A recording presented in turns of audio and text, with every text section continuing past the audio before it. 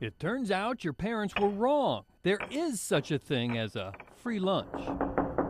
In fact, thousands of kids every day are receiving free and reduced price lunches across North Carolina when they aren't eligible for them.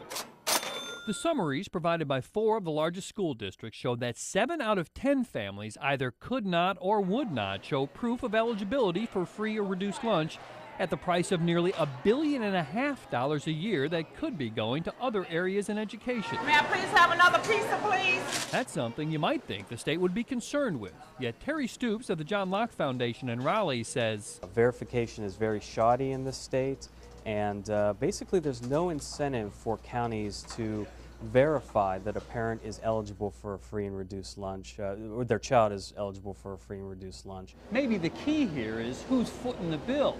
If the state were paying for all these lunches, they might be a lot more interested in who qualified for them. They're receiving free money from the federal government for these lunches. They get reimbursed for them, and there's no incentive for them to find fraud, and all it does is produce angry parents.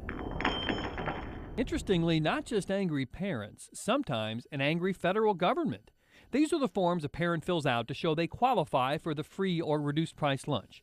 The federal government says schools should check 3% of those applications to make sure that the numbers add up. There was a school system in North Carolina, one of our largest, where the school board decided they wanted to verify more than 3%, and they were threatened by the federal government. That was the Charlotte-Mecklenburg system, which has its attorneys checking on whether they'll lose funding if they try to verify whether families are cheating on the system. The 2 largest school systems in the triad feel as if their hands are tied. Guilford County Schools told us GCS verifies 3% of the total applications as required by USDA. If, through that process, the information does not match what was originally on the application, the benefits change accordingly. Winston-Salem Forsyth County says it follows the directions of the federal government to the letter.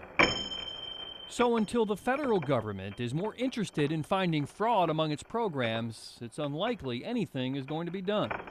Bob Buckley, Fox 8 News.